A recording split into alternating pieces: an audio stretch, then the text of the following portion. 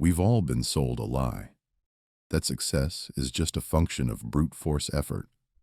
We feel stuck, burned out, and frustrated, believing the problem is our own lack of willpower. But what if I told you the problem isn't the user, but the default operating system we're all running? The world's top performers in business, arts, and athletics don't just try harder. They understand the system's rules and exploit its benign glitches. They use cheat codes. These aren't about being lazy. They are about being intelligent. They are tiny, counterintuitive adjustments based on decades of research in neuroscience and psychology that allow you to bypass your brain's primitive, inefficient programming. This is not a random list of hacks. Instead, we will perform a systematic upgrade of your entire personal operating system. We'll begin by gaining root access to your internal world, your identity and emotions. Then, we will install powerful new algorithms for execution, how you decide, focus, and learn. Finally, we'll upgrade your ability to interface with the world, mastering influence and innovation. The ultimate payoff isn't just about being more productive or happier.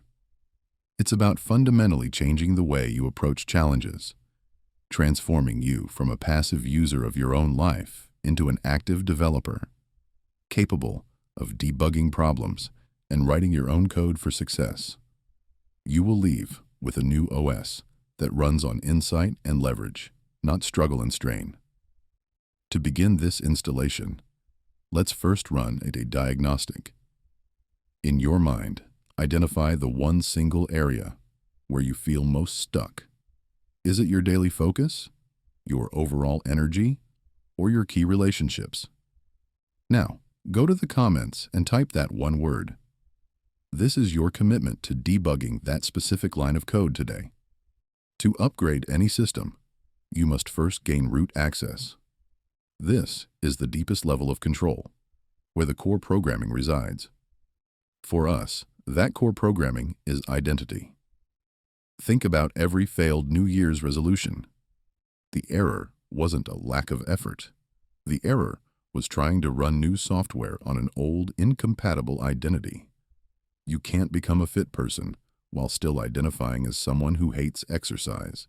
The two are in conflict, and the system inevitably crashes. The common approach is to wait for a lightning bolt of motivation to suddenly feel like a new person. This is like waiting for a program to magically rewrite itself. It never happens. The elite, those who seem to operate by a different set of rules, understand this. They manually rewrite their identity code. But how? Why does a tiny action seem to have more power to change us than a grand declaration? The answer lies in hacking your brain's deep-seated need for consistency.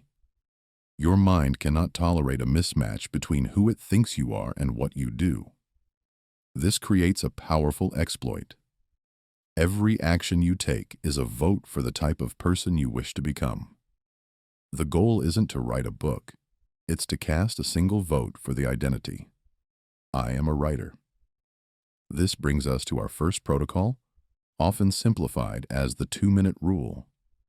To install a new identity, you shrink the desired behavior down to an action so small, it bypasses your brain's threat detection system, the amygdala. A large, vague goal, like get in shape, triggers resistance. But an action like put on my running shoes and step outside is too small to register as a threat. It slips past the guard. This microaction provides irrefutable proof to your system.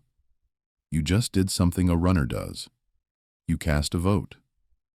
Do this daily, and the evidence accumulates, forcing your brain to update its self-perception to maintain consistency. You don't become a writer when you're published.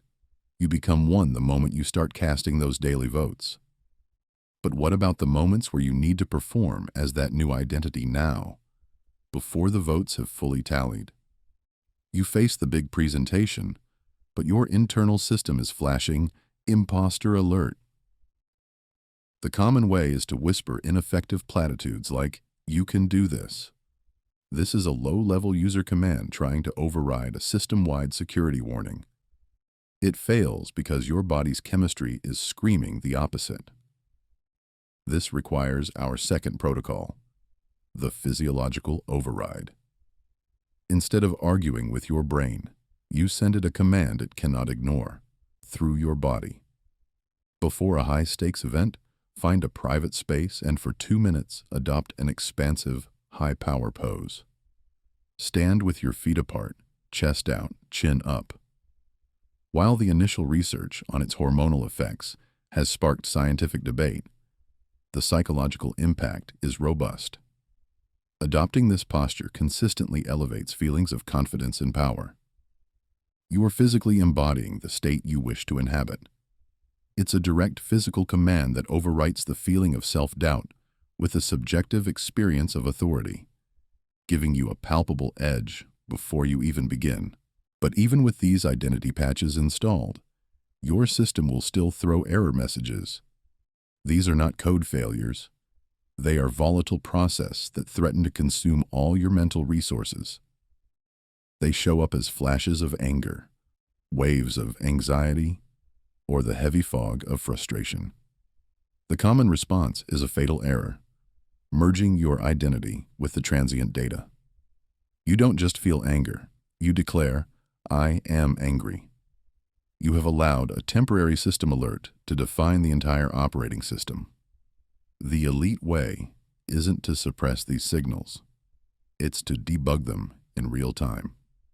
The first protocol is a deceptively simple piece of code, a technique quietly utilized in high-stakes environments, from FBI hostage negotiations to elite psychological conditioning. It's called affect labeling. When a powerful emotion surfaces, you don't fight it. You drag that runaway process into your conscious awareness and assign it a clear diagnostic tag. This is anxiety. This is frustration. This isn't a platitude. It's a neurological command. Functional MRI scans reveal why it works. This simple act of labeling shifts brain activity, dampening the response in the reactive, emotional amygdala, and firing up the logical executive prefrontal cortex. It's a real-time firewall against emotional hijacking, creating a critical buffer that makes you the technician, not the machine. But a firewall only stops incoming attacks.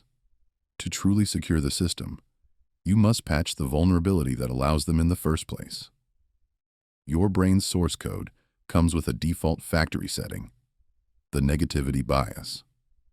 In our evolutionary past, this bug was a feature, constantly scanning for threats to keep us alive. Today, it's an obsolete piece of code that filters your entire perception of reality. The elite way is to install a counterscript that actively rewrites this default setting.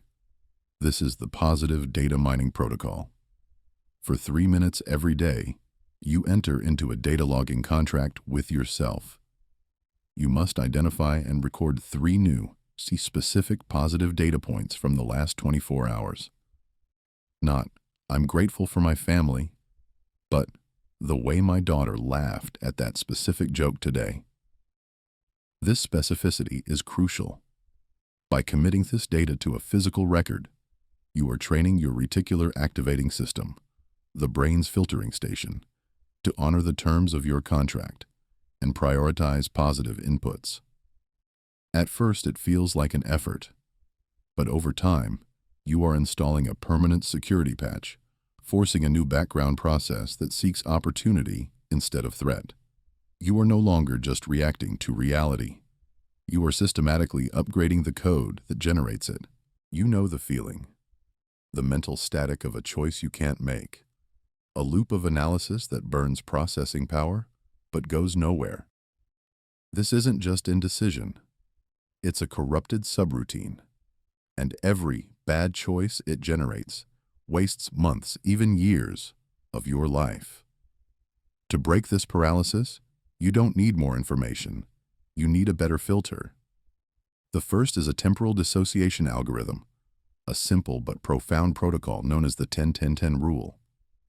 It forces your brain to exit the feedback loop of immediate emotion by running 3 distinct simulations.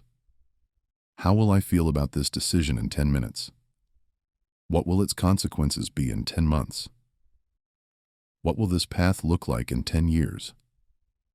This isn't a thought exercise. It's a neurological exploit. By separating the short-term emotional reaction from the long-term rational projection, you bypass the cognitive glitches that hijack high-stakes choices. But clearing the emotional fog only reveals a deeper, more dangerous vulnerability. This isn't a glitch of the heart. It's a built-in deception of the mind. Confirmation bias. It turns your brain into a biased lawyer, seeking only evidence that proves its initial impulse right. The common pro-con list becomes a tool for self-deception. The elite way is to install an antivirus, a protocol so powerful that Charles Darwin himself used it to stress test his world-changing theories. He knew that even his mind would seek to protect its own ideas. So instead of a pro-con list, you force an adversarial process. You create a document titled, "Why Choosing This Path is a Terrible Idea." You must aggressively hunt for every piece of disconfirming evidence, actively trying to shatter your own preferred conclusion. Only then are you permitted to argue the other side. This forces intellectual honesty, giving you the power to systematically expose the critical flaws your default programming is designed to conceal. Look at your calendar. It's packed. Now, pause. Think about the last 3 tasks you completed today. Were they conscious investments in your future, or were they reactive responses to external alerts? If you can't immediately tell the difference, you're running a corrupted program. Busyness is a bug, a loop that consumes your only non-renewable asset, attention, while producing 0 value. The common way is to optimize the chaos. The elite way is to install a new algorithm that filters reality itself. The first protocol is a diagnostic tool, a framework built upon a philosophy championed by President Eisenhower. He understood that what is important is seldom urgent, and what is urgent is seldom important. This insight was systematized into a matrix that filters every demand on your time through 2 lenses: its urgency and its importance. The cheat code is not in drawing the 4 boxes. It's in recognizing the collective productivity illusion that traps the masses in quadrant 3, the zone of tasks that are urgent but not important. This is the realm of other people's priorities, of pseudo-work that feels productive because it's frantic. The elite path is to architect your life inside quadrant 2, important, not urgent. This is the silent quadrant where deep work, strategic growth, and true leverage are built. These tasks never scream for your attention. You must build a fortress of time around them. But a perfect strategy is useless without a flawless execution engine. This is where the second part of the algorithm comes online. Every time you switch contexts, from writing a report to answering an email, your brain doesn't just switch. It pays a tax.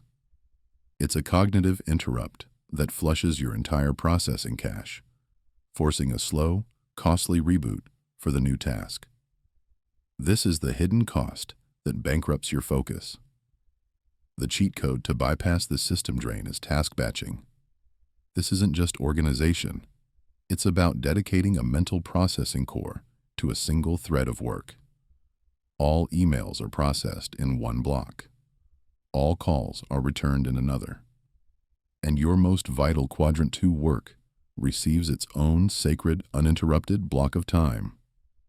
This allows your mind to achieve a state of single-threaded hyperfocus, accomplishing in 1 clean hour what the constantly interrupted mind fails to do in a fragmented day. In an age of infinite information, the true bottleneck isn't access, it's assimilation. Let's run a quick diagnostic. Think of the last nonfiction book you finished, or the last in-depth video you watched. Right now, can you articulate its 3 core arguments without looking them up? If you feel a moment of static, a mental blank where solid knowledge should be, you've just detected a critical system error. That isn't a memory failure. It's a corrupted data file, a consequence of the illusion of knowing, where the familiarity of information is mistaken for genuine competence. The common response is to simply consume more, hoping a higher volume will compensate for low retention. The elite path is to install a 2-stage learning protocol that actively compresses information into durable skill. The first stage is an encoding protocol, a powerful diagnostic scan for your own understanding. It's a technique refined by Nobel Prize-winning physicist Richard Feynman, who knew the ultimate test of knowledge is clear transmission. You execute this by taking a concept you wish to master and attempting to explain it in the simplest possible terms, as if you were teaching a child. This is not a passive explanation. It is an active pressure test. The moments where you hesitate, rely on complex jargon, or confuse your imaginary student are not flaws. They are high-precision error codes, pinpointing the exact weak points in your mental model. This process forces you to deconstruct an idea to its fundamental axioms and then reconstruct it, transforming you from a passive recipient of information into an active architect of your own understanding.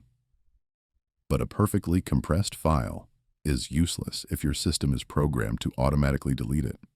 This brings us to the second stage, the right protocol. Your brain is not a flawless storage device. It's a survival mechanism, hardwired to aggressively discard data it deems non-essential. This is not a personal bug. It is a fundamental feature of our neurology, first mapped by psychologist Hermann Ebbinghaus with his forgetting curve. The common way to fight this is cramming, a brute force attack that overloads your short-term memory and leads to catastrophic data loss. The elite way is to work with this feature by installing a protocol known as spaced repetition. By strategically reviewing information at increasing intervals, precisely at the moment you are about to forget it, you send an undeniable signal to your brain. This is critical. Each successful, effortful recall strengthens the neural pathway, systematically migrating the information from your volatile, short-term RAM into the permanent, reliable storage of your long-term hard drive. Now that you have the protocols to debug and upgrade your internal operating system, we turn our attention outward. Human interaction is not chaos. It is a system governed by a deeply embedded source code. Most people attempt to influence this system through brute force, pushing their logic and meeting firewalls of resistance. The elite approach is not to push harder, but to understand the system's architecture. Common influence relies on a transactional protocol like reciprocity, where doing a favor creates a sense of debt. The elite path uses an identity protocol designed to rewrite the other person's perception of you at the source code level. The first protocol is a counterintuitive script that leverages the brain's need for internal consistency. To win someone over, you don't do them a favor. You ask them for one, something small and easy to grant. This is the Ben Franklin effect, and it functions by injecting a microscript into their cognitive system. This action creates a state of cognitive dissonance, a system conflict that reads, "I just performed a helpful action for someone I am neutral toward." To resolve this conflict, the brain, hardwired for commitment and consistency, finds it easier to rewrite the variable, your identity, than to deny the action. It updates its configuration file from "they are an unknown" to "I must like this person." They are no longer a passive observer. They have become an active investor in you. If the first protocol rewrites belief through action, this next one rewrites emotion through validation. It is a master key to de-escalation and influence, given authority by its use among elite FBI hostage negotiators. It's called tactical empathy. In any disagreement, your objective is to perform a full system read of the other person's perspective. You must suspend your own agenda and articulate their viewpoint, their frustrations, and their feelings with such precision that they respond with two specific words. That's right. This phrase is not a concession. It is a checksum validation.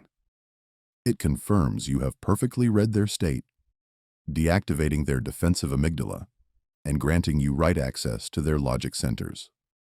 The moment you achieve this, you leverage the principle of unity, transforming the dynamic from you versus me to a collaborative us.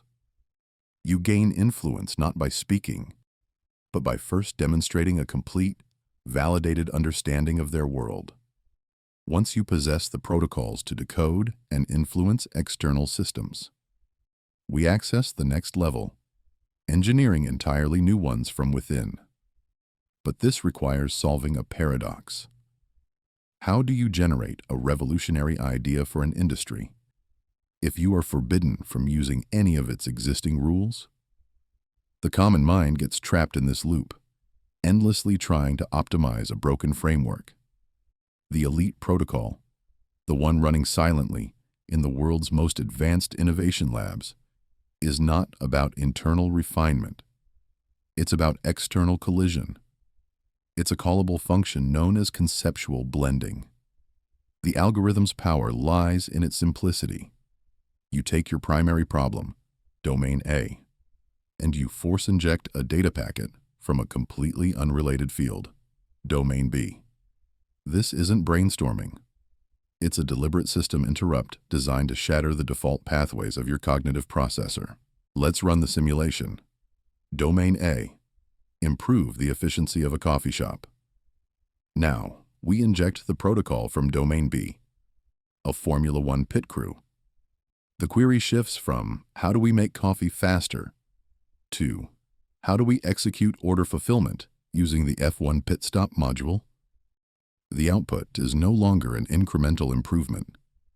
It's a blueprint for a sub-3-second system where a synchronized team executes specialized tasks in parallel. You haven't just improved the old system. You have generated an entirely new one by mapping an alien logic onto it. But this synthesis engine is useless without fuel. Its output is a direct function of the quality and variety of its input data. Most people exist in a cognitive echo chamber, feeding their processor the same low-grade information, which guarantees the same low-grade output. The system architects, those who join the ranks of true innovators, operate under a diverse input mandate. They don't just read widely. They schedule deliberate installations of high-quality mental models from fields utterly unrelated to their own: game theory, mycology, military logistics, biomimicry. Each new model is raw code for your synthesizer to run. Here is your first execution command. This week, schedule 30 minutes to install one new alien mental model. Go to an academic source or a deep dive article on a topic you know nothing about. The principles of metallurgy, the structure of fungal networks, the logistics of the Silk Road. Your mission is not to become an expert. It is to extract one single concept and map it back to a problem in your own life. You are populating the database for your next breakthrough. We have installed a series of powerful protocols, each designed to debug a specific flaw in your system. But to see them as a collection of separate tools is to operate at the user level. To gain true mastery, we must access the developer view and see the hidden architecture that connects them. Consider 3 protocols from our earlier installations. The command to work on a task for just 2 minutes to defeat procrastination. The protocol of affect labeling, to diffuse an emotional charge. The Feynman technique of explaining a concept simply to achieve deep learning. One is for action, one for emotion, one for knowledge. On the surface, they are entirely different subroutines. But what is the shared architecture? The single master principle that powers them all. Each one is a mechanism for a single master function. Externalization. They operate by taking an internal variable that is abstract, overwhelming, and invisible, and forcing it into a concrete, observable, and manageable form in the physical world. This act of translation is not a psychological trick. It's a neurobiological override. It physically transfers operational control from your brain's amygdala, the fast, reactive, and often irrational panic button, to your prefrontal cortex, the slow, logical, executive command center. You are giving your higher-order brain a tangible input it can finally process. This isn't just a clever insight, it's a fundamental law of cognitive engineering. This master principle is the silent engine behind countless high-performance strategies, both ancient and modern. The legendary memory technique, the method of Loci, used by Roman orators, is pure externalization, mapping abstract data onto the physical layout of a building you can walk through in your mind. Millennia later, modern high performers have rediscovered the same principle.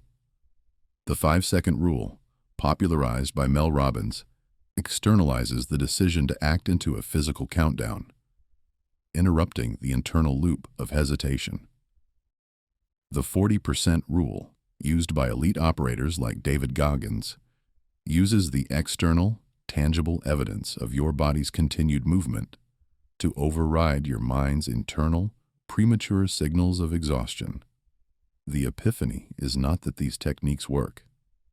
The epiphany is that you now understand why they work. You have discovered the fundamental principle. You no longer need to search for pre-written apps to solve every problem. You now hold the source code. You can write your own. The installation is complete. We have moved through the core layers of your operating system: self, execution, and influence. But the ultimate upgrade you have received is not a single technique. It is a fundamental shift in your identity. You have installed the mindset of a systems debugger. This is the critical transition from being a passive user, frustrated by life's immutable walls, to becoming an architect with root access.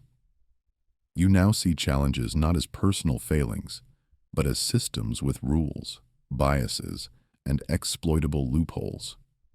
Your new OS does not run on willpower. It runs on insight. However, an operating system with every new feature enabled at once is unstable. To prevent a system overload, this final step is non-negotiable. Look back at the single word you wrote at the start of this journey, the core bug you came here to fix. Your mission is to select just one protocol from this video that directly targets that bug. This is not just a choice. This is you compiling your first custom script, signing the developer's contract with your future self. For the next 7 days, focus on executing only that single protocol. Master it. Then, return here to finalize your installation by committing 2 lines of code to the comments below. First, the one protocol you are installing this week.